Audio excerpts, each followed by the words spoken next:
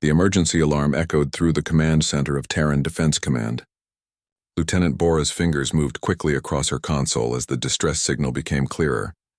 She had been monitoring deep space frequencies for 6 years, but nothing like this had ever appeared on her screens. "Admiral, you need to hear this," Bora said, her voice tight with urgency. Admiral Day-Wan stood from his chair and walked to her station. He was a tall man with gray streaks in his hair and scars on his hands from the Outer Rim conflicts. Those wars had taught him that hesitation cost lives. The signal played through the speakers. It was a broken transmission full of static and fear. A translator worked to convert the alien words into human language. "This is Velith Prime. Under attack. Krath Dominion forces. Orbital defenses failing.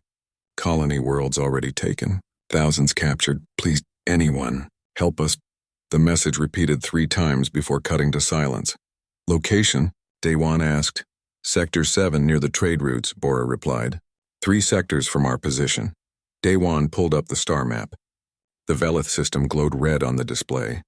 He knew of the Velith people. They were traders and artists, not warriors. Their ships carried goods across the galaxy, and their music was famous on 100 worlds. "Contact the Galactic Council immediately," he ordered. "They need to know about this." Within an hour, Day-Wan stood before the Council's emergency assembly. The chamber was huge, filled with representatives from dozens of species. Some looked like humans, others were completely alien. All of them seemed comfortable in the controlled environment of the council building. A voice translator allowed all species to understand each other. Day-Wan spoke clearly and directly. "The Velith are dying. They need help now." The council members murmured among themselves. A tall being with blue skin and 4 arms spoke first. This was Councillor Presh, a military advisor from the Zentari Federation. "We are aware of the situation, Admiral. The Krath Dominion has violated treaty agreements. However, our nearest fleet requires 6 weeks to reach the Velith system." 6 weeks? Day-Wan felt his jaw tighten. "The Velith have days, maybe hours." "That is unfortunate," another counselor said. This one was covered in scales and spoke with a hissing voice. "But military operations require careful planning. We cannot simply rush into combat situations." Day-Wan looked around the chamber. He saw concern on some faces, but no urgency. These beings had never known true desperation. Their worlds were safe, their borders protected by treaties and massive fleets. "Earth's first response fleet can reach the Velith system in 5 days," Day-Wan said. The chamber fell silent. Then several counselors began speaking at once.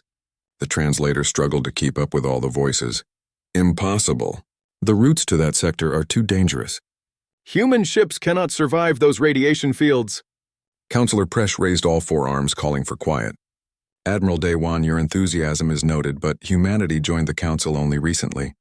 Your fleet numbers fewer than 50 ships. The Krath have deployed over 200 warships to the Velith system. This is not a mission for Deathworlders?" Day-Wan finished the sentence.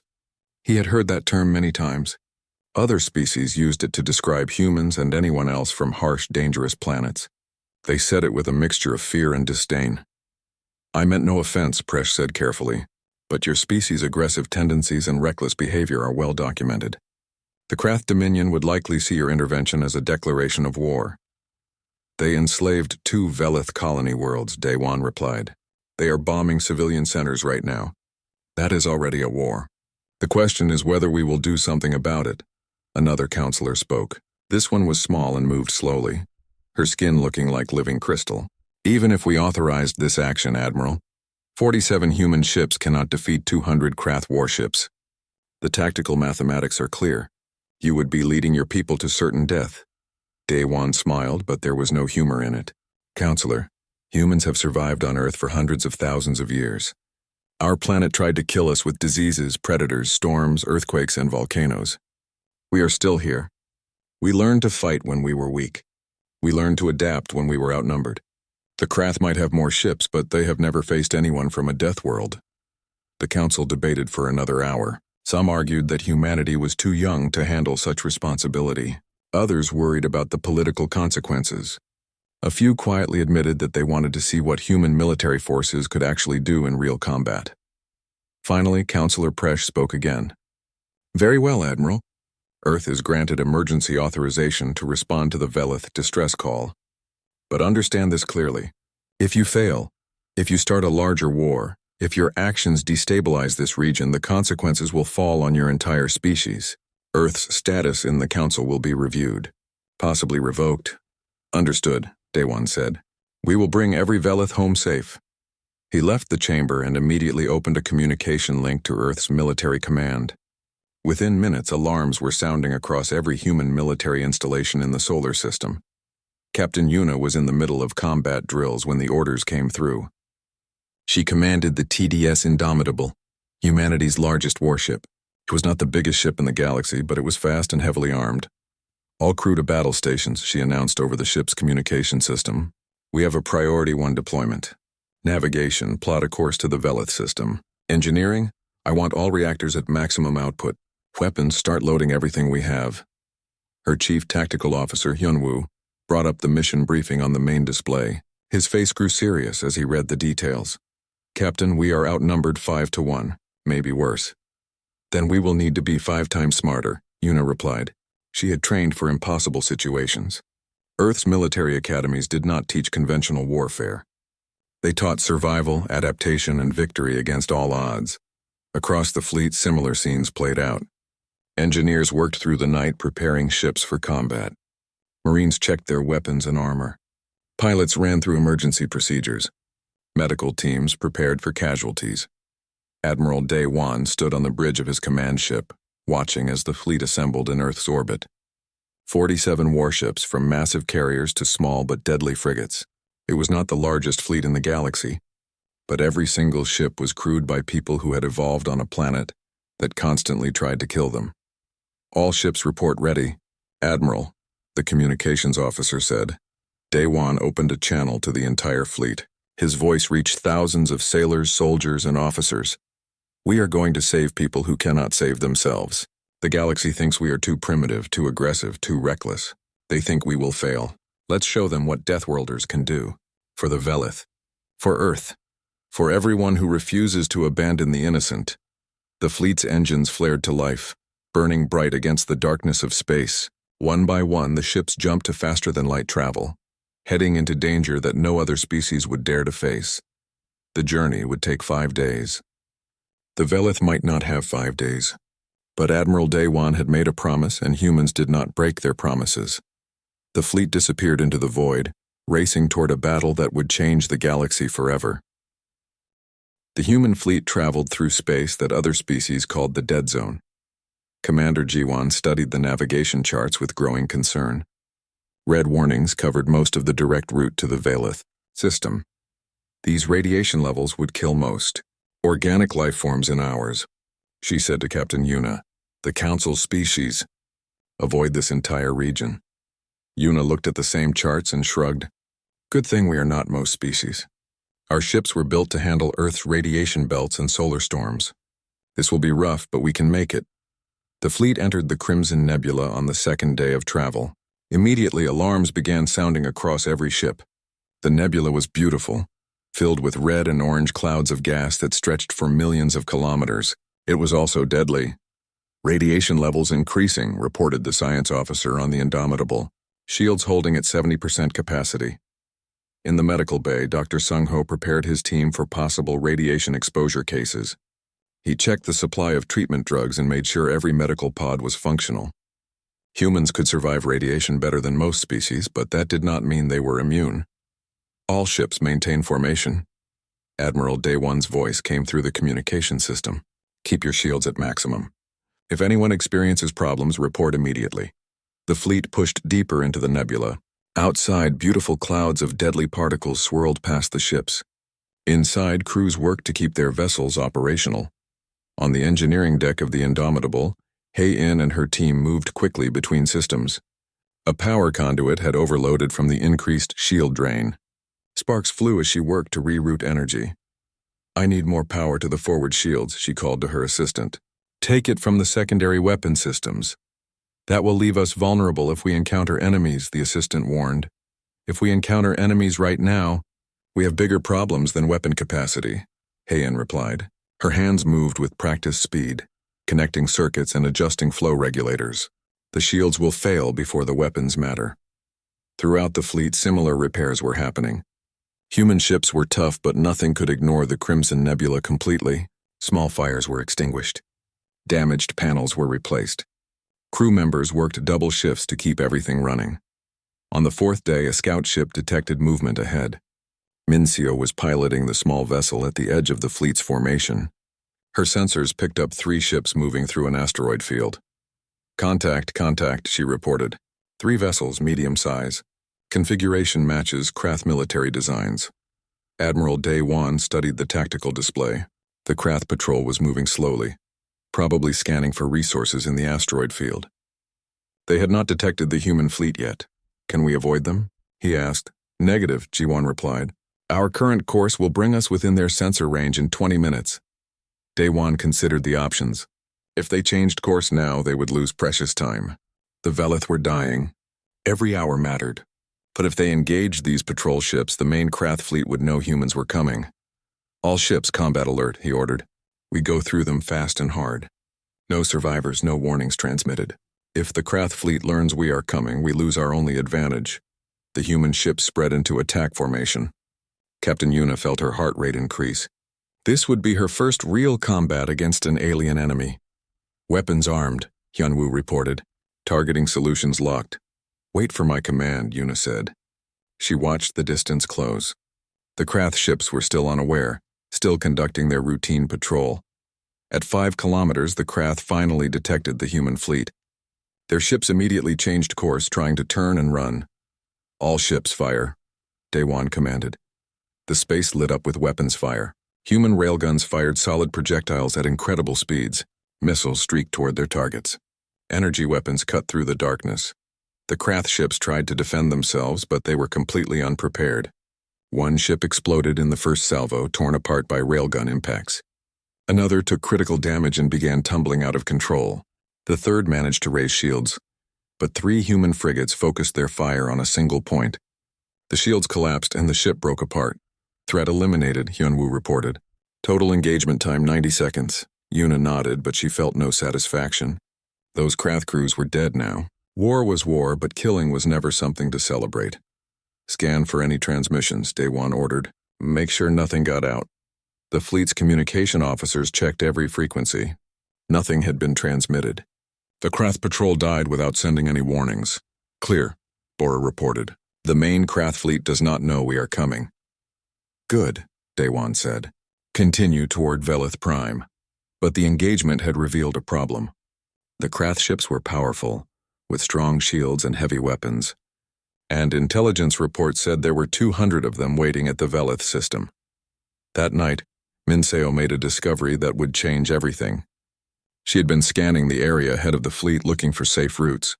Her sensors detected something strange, a point in space where readings became unstable. Captain Yuna, I think I found something, she transmitted from her scout ship. There is a wormhole here. It is small and very unstable, but it leads directly to the Velith system. Ji-Wan pulled up the data on her navigation console. Her expression changed from curious to alarmed. That wormhole is completely unstable, she said. The gravitational forces would tear most ships apart. Even if we survived the passage, there is no guarantee where exactly we would emerge. But it would save us 2 days, Minseo added. We would arrive at the Velith system tomorrow instead of 3 days from now. Admiral Day Wan stood on his bridge looking at the data. He had 2 Galactic Council observers aboard his ship, representatives sent to monitor human actions. They stood nearby, watching the discussion. This is madness, one observer said. His species had gray skin and large eyes. No sane commander would risk a fleet in an unstable wormhole. You must continue on the safe route. The safe route takes 3 more days, Day Wan replied. The Velith might not have 3 more days.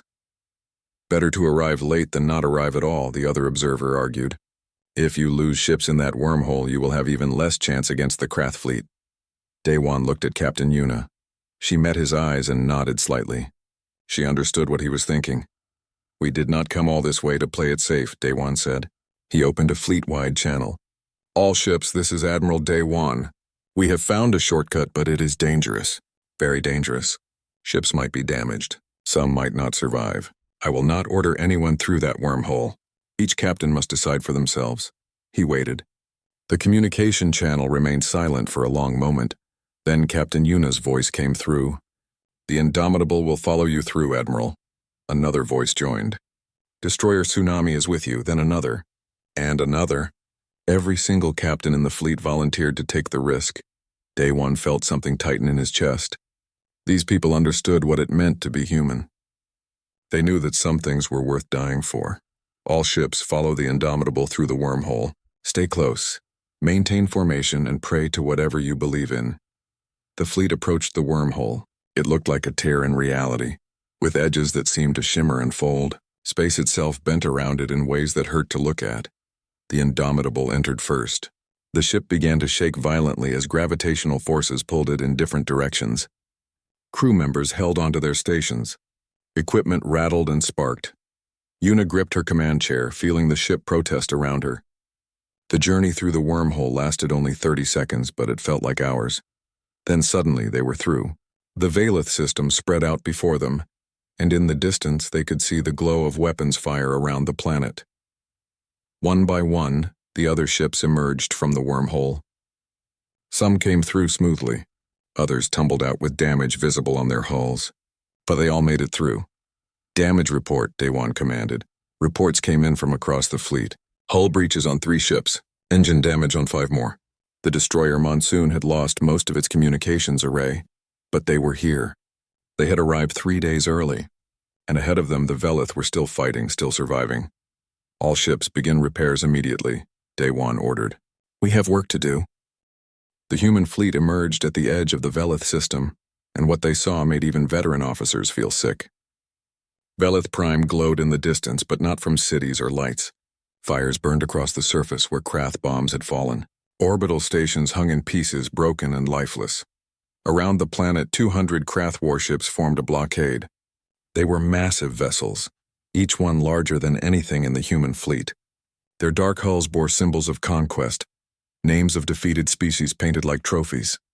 Communications, open a channel to the Veleth government. Admiral Day One ordered. Let them know help has arrived. A few minutes later, a holographic image appeared on the bridge.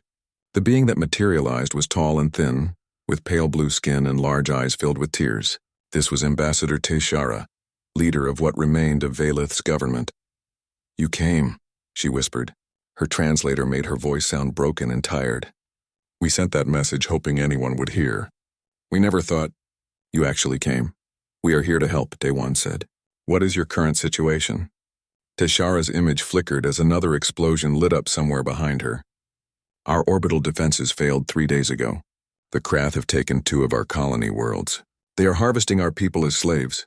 Thousands have already been transported away. Our homeworld is being bombed continuously. We have perhaps 1 day before our remaining shelters fail. How many Veleth remain on the planet? Captain Una asked. 17 million in the underground shelters. Another 3 million scattered across smaller settlements. But our air is becoming toxic from the fires. Our water is contaminated. The children are dying first. The words hit hard. Every human on the bridge felt the weight of them. They had all heard stories of Earth's own dark history, times when humans had suffered under natural disasters and their own mistakes. They understood what it meant to watch children die.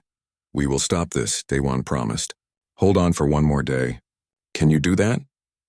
Teshara looked at the human admiral with something like hope. We will try. But you have so few ships. The Krath fleet is enormous. How can you possibly? Let us worry about that, Day One said gently. Just keep your people safe underground. We will handle the rest. After the transmission ended, the reality of the situation settled over the fleet. They had made an impossible journey and survived. Now they faced an impossible battle. Captain Taeyang commanded the stealth reconnaissance ship Shadow. His vessel was small and fast, designed for exactly this kind of mission.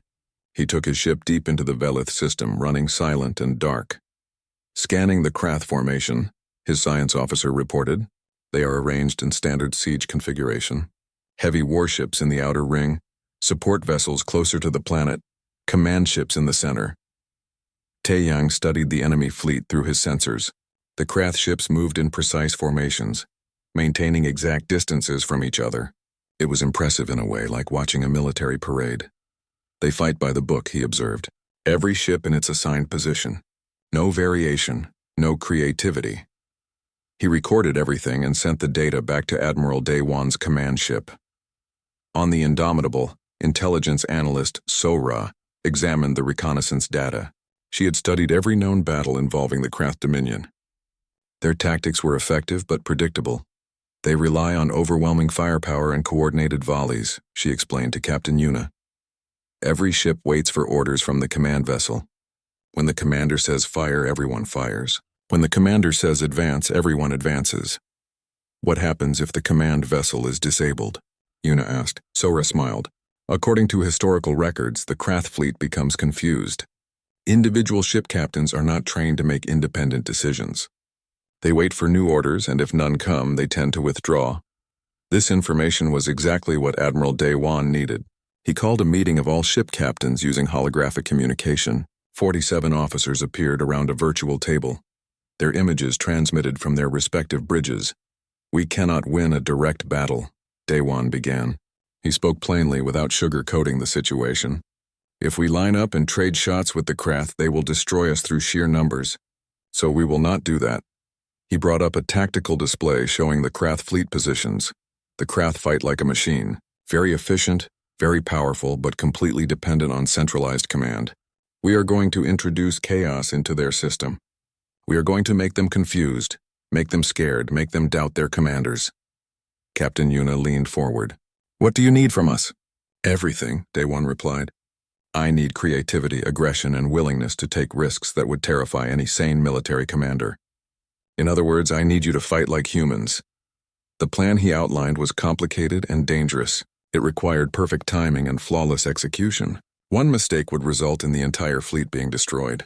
The council observers aboard Daewon's ship listened with growing horror. This plan is insane, one observer said after the meeting ended. You will scatter your forces across the entire system. You will abandon all defensive formations. You will deliberately put yourselves in situations where you can be surrounded and destroyed. Yes, Daewon agreed. That is exactly what we will do. The council will never approve this, the other observer said. We demand you wait for reinforcements. Daewon turned to face them. His expression was not angry, but it was absolutely firm. The council is 6 weeks away. The Velith have 1 day. I made a promise to save these people, and I will keep it. You can report whatever you want to your superiors. But this fleet follows my orders, not the council's. The observers looked shocked. No species had ever spoken to the council with such disrespect. But they were aboard a human ship, surrounded by human sailors, and they had no authority here. While the fleet prepared for battle, repair crews worked frantically to fix damage from the wormhole journey. Heian and her engineering teams performed miracles, welding hull breaches and rerouting damaged systems.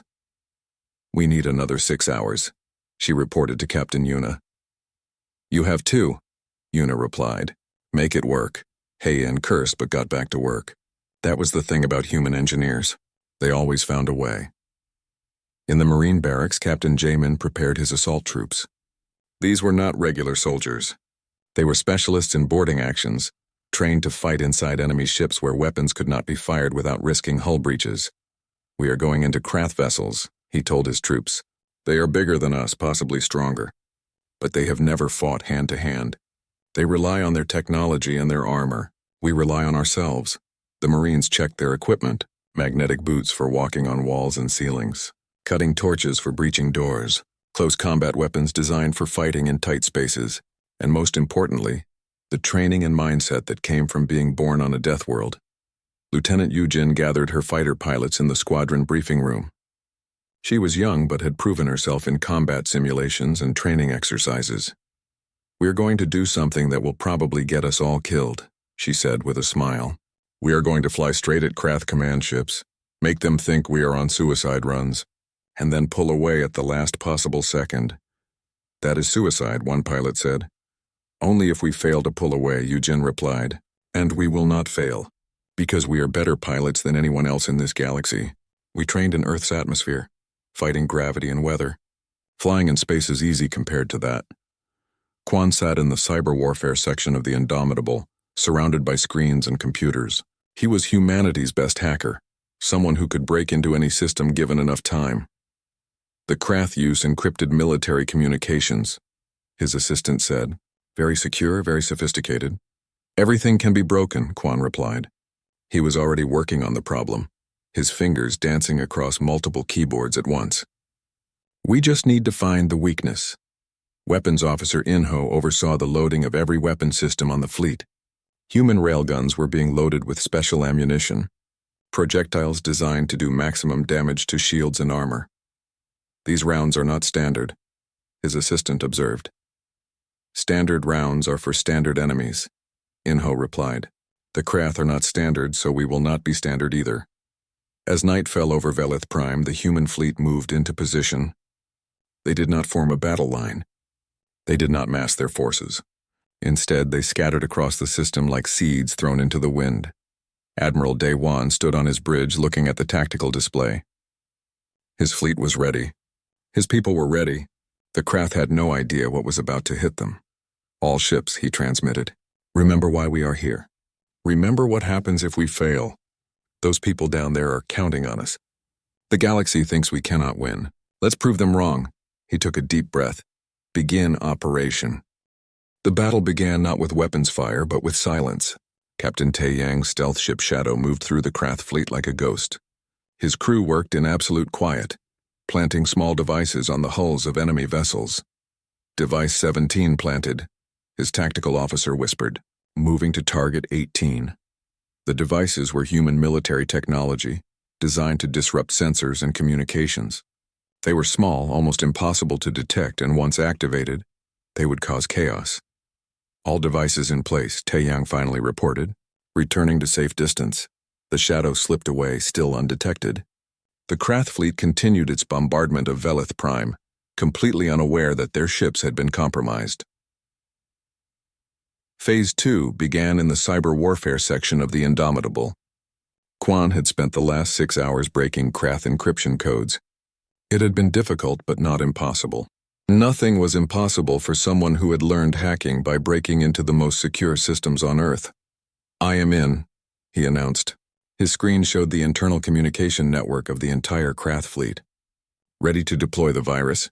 Do it, Admiral Dewan ordered. Quan pressed a button. The virus spread through the Krath network like wildfire. It did not destroy systems or shut down weapons. That would be too obvious. Instead, it created confusion. False sensor readings appeared on Krath displays. Communication channels became filled with ghost signals. Orders from commanders got delayed or garbled. On the Krath command ship, Commander Vexoth noticed the problems immediately. He was a veteran of 50 conquests, a ruthless leader who had never lost a battle. What is happening? He demanded. Why are our sensors showing phantom contacts? Unknown, Commander, his sensor officer replied. The readings make no sense. There are contacts appearing and disappearing across the system. Before Vexoth could respond, all of the planted disruption devices activated simultaneously. Every Krath ship suddenly lost contact with each other. Their communication network went dark. Restore communications immediately, Vexoth shouted, but it was too late. Phase 3 was already beginning.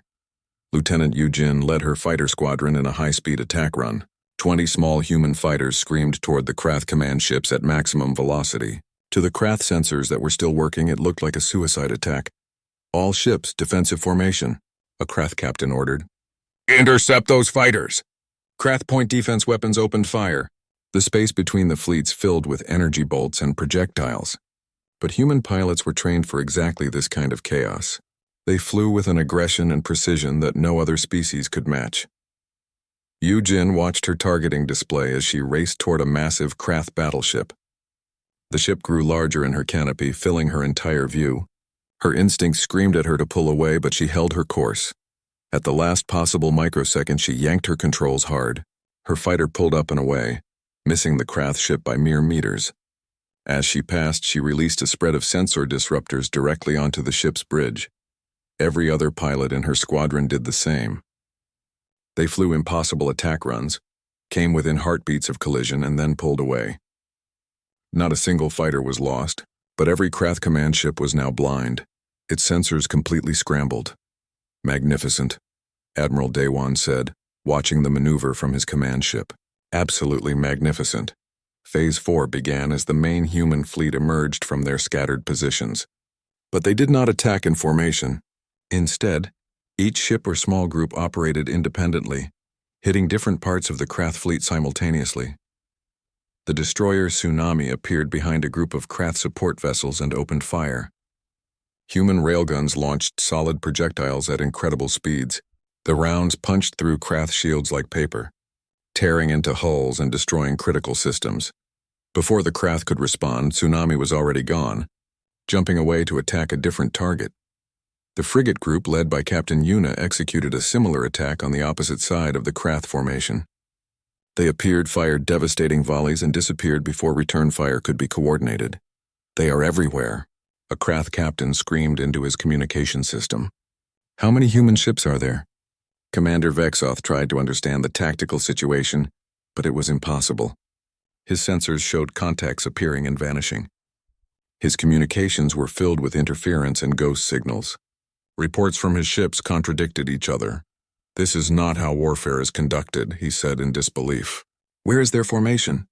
Where is their command structure?" His tactical officer looked terrified. "Commander, I think each human ship is operating independently. They have no central formation. They are attacking everywhere at once." This concept was completely foreign to Krath military doctrine. How could a fleet function without central coordination? How could individual captains make tactical decisions on their own? The answer was simple. They were fighting humans, and humans did not fight by anyone's rules. Phase 5 brought the Marines. Captain Jamin's assault troops launched from the Indomitable in small, fast boarding craft. They targeted Krath ships that had been damaged or isolated from the main fleet. The boarding craft attached to a Krath destroyer's hull with magnetic clamps. Cutting torches burned through the metal, creating an entrance. Marines poured through, moving with practiced efficiency. Inside the Krath ship, the crew had never experienced boarding actions. They fired their weapons wildly, hitting their own walls and equipment. The human Marines moved through the corridors like they had trained in these exact spaces, which in a way they had. Earth's military trained for every possible environment. Jamin led his team to the bridge.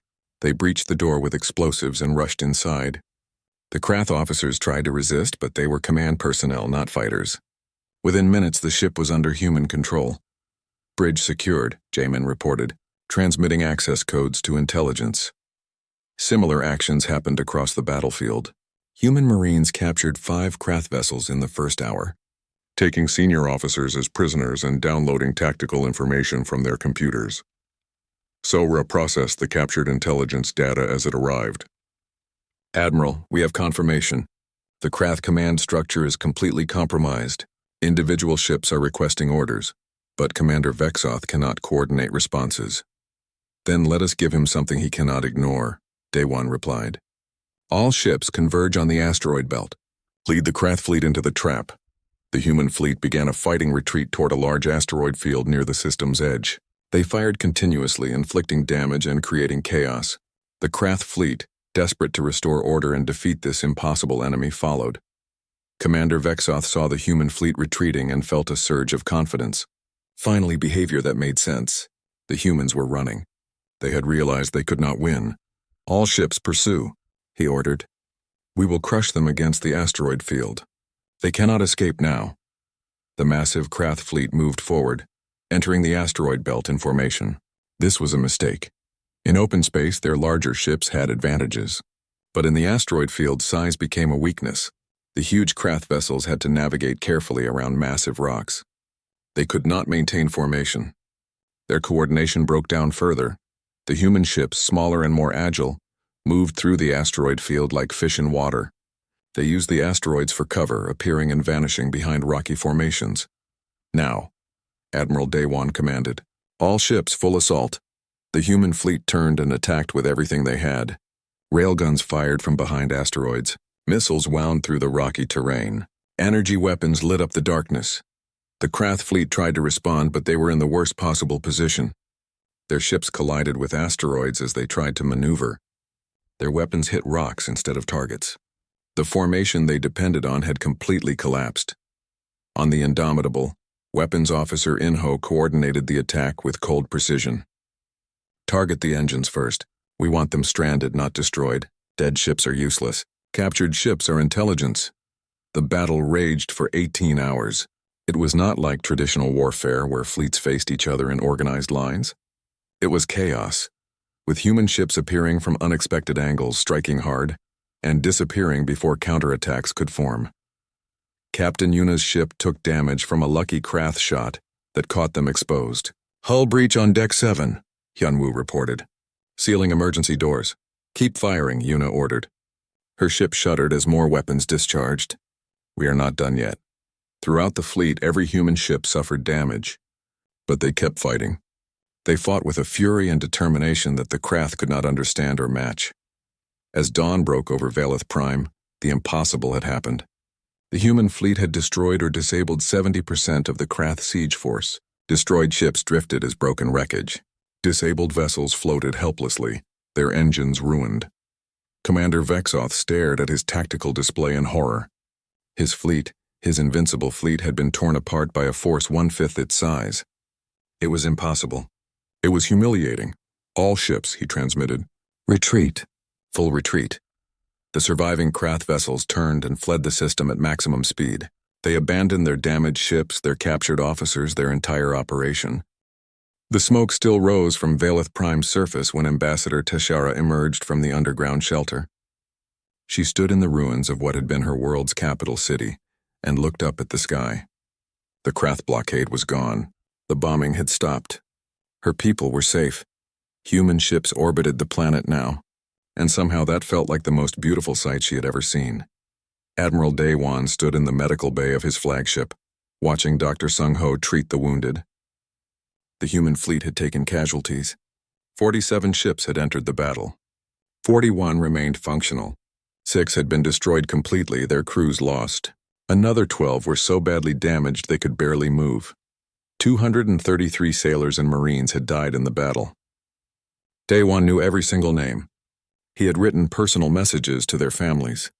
It was a commander's duty, one he would never delegate. They died saving 17 million people they had never met, Sung-ho said quietly, working on a patient with severe burns. "I think they would be proud of that." "I hope so," Daewon replied. Captain Yuna toured the damaged sections of the Indomitable with Hai-In. The engineering chief pointed out the repairs that would be needed. "We can fix most of this in a few weeks," Hai-In said, "but 3 of our main reactors are completely gone. We will need to make it back to Earth before we can replace those." "Can we jump to faster than light travel?" Yuna asked. "Yes, but not at full speed. It will take us twice as long to get home." Yuna nodded. "Do what you can." "And Hai-In? You and your team saved this ship at least a dozen times during that battle." "Thank you." Hai-In smiled, exhausted but satisfied. "Just doing our job, Captain." On the planet's surface, Captain Jamin and his Marines helped with rescue operations. They pulled Velith survivors from collapsed buildings and provided medical supplies to civilian aid workers. The Velith people were amazed to see the human soldiers, these fearsome warriors, working gently to help children and elderly. "You fought like demons," one Velith rescue worker said through a translator. "But you act like angels," Jamin shrugged. "We are just people doing what needs to be done." The Galactic Council called an emergency session 3 days after the battle. Admiral Daewon was summoned to appear before them. He stood once again in that massive chamber, facing representatives from dozens of species. But this time, the atmosphere was different. Some counselors looked at him with fear, others with respect, a few with barely concealed anger. Counselor Presh spoke first. "Admiral Daewon, your actions in the Velith system have been reviewed. You engaged a force significantly larger than your own. You ignored standard military doctrine. You scattered your fleet in a manner that should have resulted in total annihilation, and somehow you won." "The Velith are alive," Daewon replied simply. "That was the mission." "Your tactics were reckless," another counselor said. "This one was from a species that valued caution above all else. You lost 6 ships. Over 200 crew members died. A more conservative approach might have avoided those casualties." Daewon felt anger rise in his chest, but he kept his voice level. A more conservative approach would have arrived 6 weeks late. The Velith would all be dead or enslaved. 233 humans died, yes, but 17 million Velith lived. I would make that choice again. "That is exactly what concerns us," Counselor Presh said. "Your species' willingness to accept casualties, to take extreme risks, to fight with such aggression. These traits make you dangerous. Dangerous to who? Day One asked. We just saved an entire civilization. We asked for nothing in return. We did not demand territory or resources or political favors. We did what was right. A new voice spoke from the gallery. Ambassador Teshara had requested permission to address the council, and they had granted it. She stood now, her blue skin still showing marks from the smoke and ash of her destroyed world. I wish to speak, she said. The Galactic Council debated for hours about whether to help my people. You performed calculations and risk assessments. You worried about political consequences and treaty violations. And while you debated, my children died. Her voice grew stronger. The humans did not debate. They heard our call and they came. They traveled through space that terrifies you. They fought against impossible odds. They bled and died for people they had never met. And now you sit here judging them? The chamber fell silent. Teshara continued. The Velith people officially request withdrawal from the Galactic Council's protection. We wish instead to form an alliance with Earth. We want to stand with people who actually keep their promises. This announcement caused an uproar. Multiple counselors began speaking at once. The idea that a species would choose to leave council protection was almost unthinkable. This is highly irregular, Councillor Presh said once order was restored. The council has protected your species for 300 years. Protected? Teshara's voice was sharp. Where was that protection when the Krath bombed our cities? Where was it when they enslaved our colonies? You protected us with words and treaties. The humans protected us with action. Over the following days, more news reached the council. 3 other species that had been threatened by the Krath Dominion sent quiet diplomatic messages to Earth. They wanted to discuss defense agreements. They wanted access to human military training. They wanted what the Velith now had, protection they could actually count on. The Krath Dominion itself sent an unexpected message. They proposed opening formal diplomatic relations with Earth. They wanted to ensure that future conflicts could be resolved through negotiation rather than warfare. The message was polite, but the underlying meaning was clear. The Krath were afraid. The Council passed new regulations attempting to restrict human military operations. They created rules about fleet movements and requirements for Council approval before any combat actions. The vote was not unanimous. Several species voted against the restrictions, recognizing them for what they were, an attempt to control a power the Council could not match. Admiral Day One was not surprised when he read the new regulations. He was back on Earth, standing in the office of the Secretary of Defense. They are afraid of us now, the Secretary said. They saw what we can do and it terrifies them. Good, Day One replied. Fear will prevent more conflicts.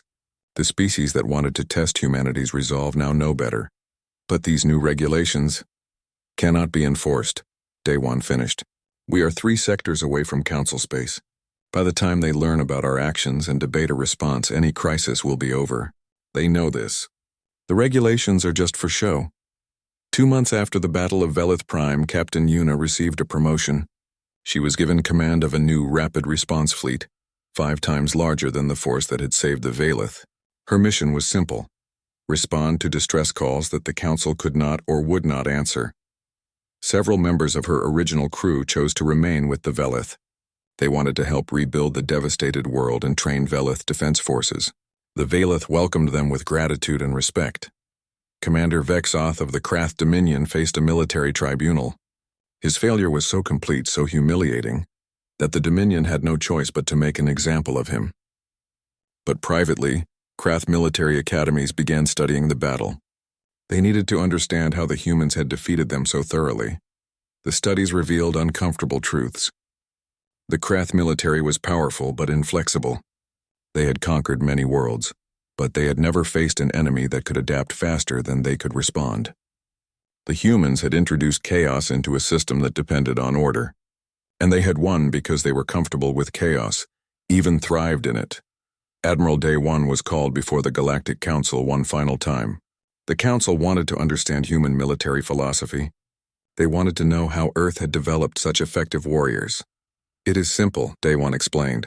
Humans come from a world that constantly tried to kill us.